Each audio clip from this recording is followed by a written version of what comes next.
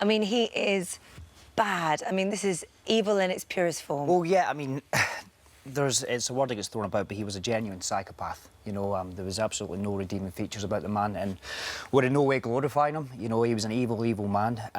But it's an incredible story. If you didn't put a true story at the start of it, you wouldn't believe half the things that went on. You know, I was aware of Peter Manuel. You know, he was a bit of a bogeyman in Scotland, but until I actually started my research, I just had no idea of the insanity and the sheer vastness of his crimes. Well, he was fascinated by gangsters, wasn't he? And had a very turbulent childhood, pretty much right from the word go. Well, yeah, that's there was nothing actually that specifically. There's nothing that you could see that lead to him to go down the road. But from, I mean, there was something I found in my research where they said one of the early warning signs was a woman awoke in her bedroom and he was there and then he started attacking her with an axe, and they said that was a warning sign. That's not a warning sign, that's attempted murder. Yeah. You know, and that was from when he was 14 years old. And that exactly, so he started at the age of 14, but also it was the crimes that he committed were so varied. Yeah. It wasn't like it was like a certain type of person. It was just sheer and utter bloodlust, you know.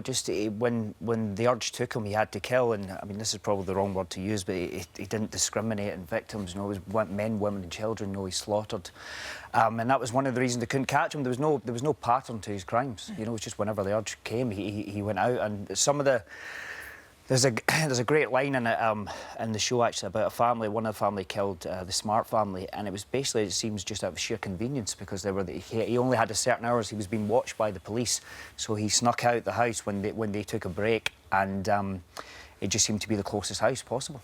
And he would murder a family in their beds, and they hadn't been discovered. So he'd go back and feed the cat. He went back, fed the cat. He had something as well that really stuck out. He burgled a lot of houses, but he had this kind of heightened sense at night because he could seem to find when they actually caught him when he was going back.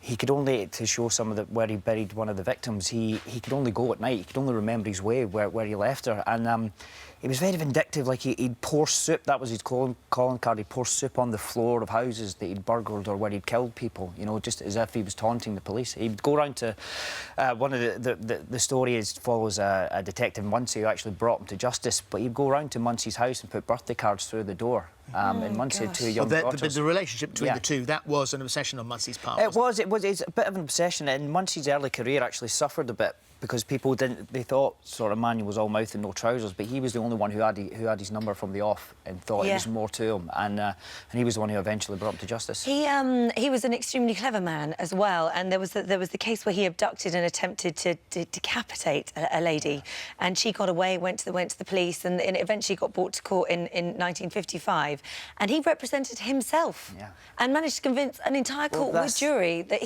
she was guilty, that she was an angry, scorned woman. Until he was actually sent down, you know, her life was in bits because people didn't believe her. But the thing is, you find with a lot of psychopaths, he was incredibly intelligent, you know, and by all accounts could be really charming. He was a gifted artist, so I mean, in acting terms, it was a gift, you know, because it's just full of contradictions. But yeah, but with these things as well, you have to be really respectful because something we're trying to make clear that the victims shouldn't be defined by what this monster did to them, you know, and there'll be relatives, but these people were real people. They had life, they were loved by their families, so you've got to be a bit respectful. Yeah, of course. Are you expecting controversy from that? No, because again, I think with all these things, it's definitely a controversial story, but I think once people see what we've done, I think we leave a lot to the imagination in terms of... And you're on home turf. Yeah. We were filming, and I got married at the start of it as well. So it was, in those terms, it was nice to be. You got married the day before you started filming. I got married the day before film. So my wife, who's incredibly patient, she put up with that ridiculous haircut for my because Manuel had that iconic bouffant, so I had to keep that for the wedding, and she's still due a honeymoon. Well, of course, you can't do it now because you've got you're filming Line of Duty. Yeah. We started Line of Duty immediately after. Well, I started after I finished Plain Sight. So, but it's just the thing with this job, you know, when the going's good, you've got to take it. and with an English accent. Yeah, yeah. Oh, it was one of the nice things about being in plain sight, be able to go back to my natural voice. But yeah, I mean, it's just when I first went for the audition for Line of Duty, you know, the description was a London cop, so I went in and did it in London. And But you could have done it with your Scottish accent. not well. It was never actually an issue. I mean, that's just part of your job as an actor. You know, you have to play different characters from different places in the stage. I didn't know you were Scottish. Well, that's very kind of you to say. I mean, that's what you're aiming for. But you know, the dialogue is so challenging. So I have to be really on top of the accent. So tomorrow you're filming in Belfast, aren't Yeah, you? we are, yeah. And you have 20 pages of dialogue. Yeah, we've got.